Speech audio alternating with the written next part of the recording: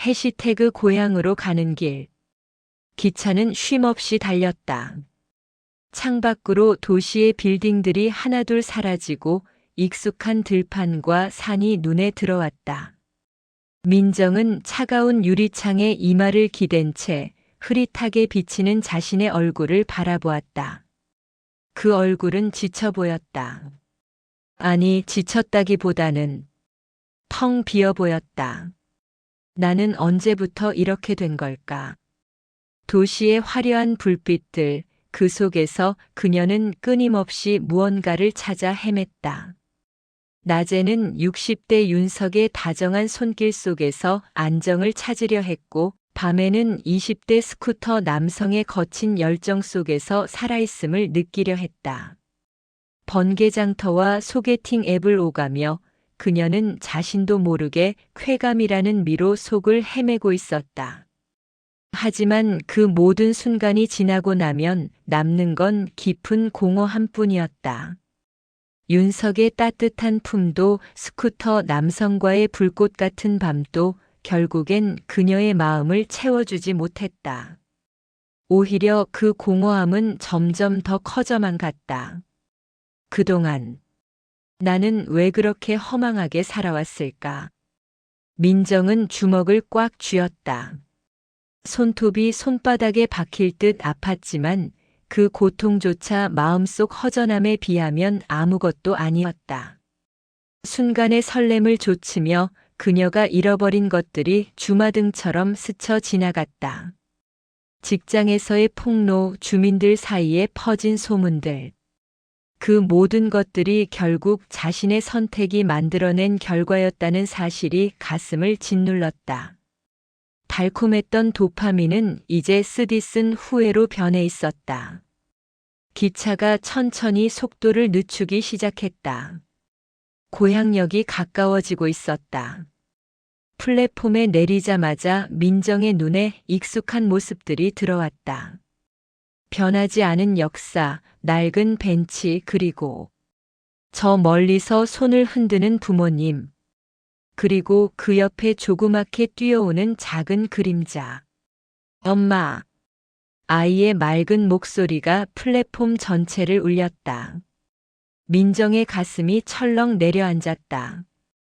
그 작은 몸이 자신을 향해 달려올 때 세상의 모든 시간이 멈춘 듯 했다. 아이가 그녀의 품에 안기는 순간 민정은 더 이상 참을 수 없었다. 뜨거운 눈물이 볼을 타고 흘러내렸다. 엄마, 보고 싶었어요. 아이의 작은 목소리가 귓가에 속삭였다. 그 순간 지난 시간 동안 그녀가 찾아 헤맸던 모든 것들이 한순간에 무너져 내렸다. 쾌감도 열정도 욕망도 아니었다. 진짜 그녀가 필요로 했던 건 바로 이것이었다.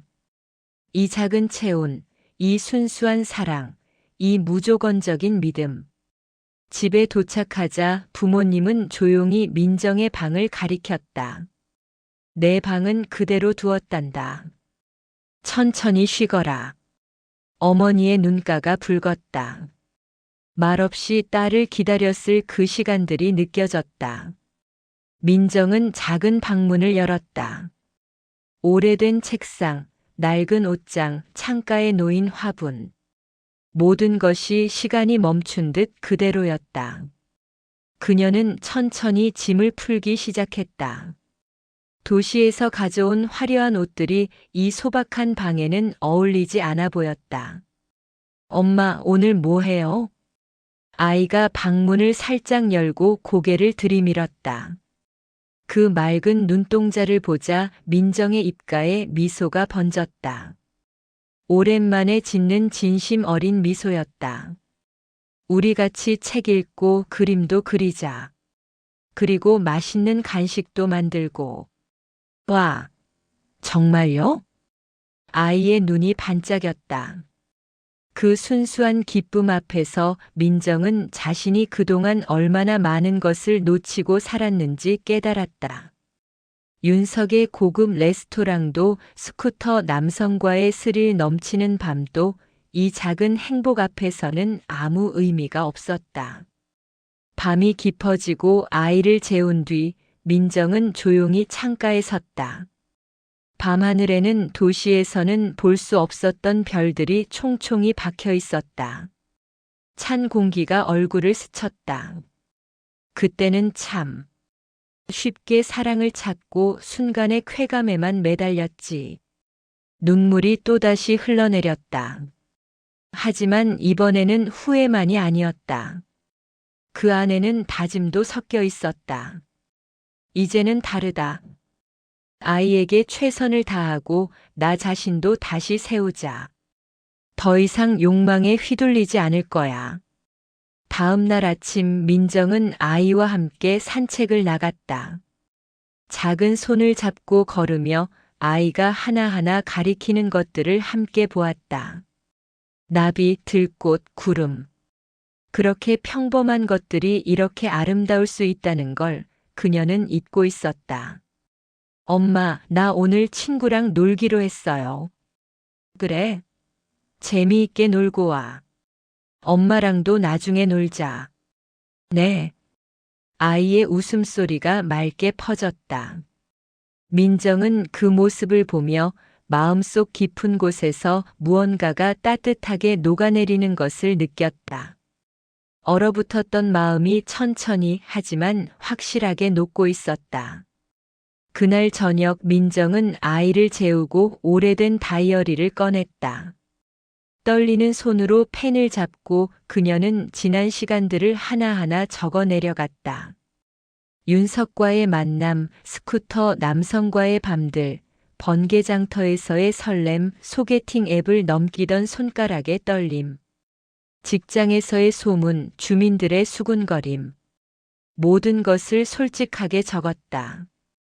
글을 쓰면 쓸수록 민정은 자신이 얼마나 방황했는지 명확히 볼 수 있었다. 하지만 동시에 그 방황 끝에 자신이 어디로 돌아왔는지도 알 수 있었다. 다이어리를 덮고 민정은 아이가 자는 방으로 들어갔다. 작은 몸이 새우처럼 웅크린 채 깊이 잠들어 있었다.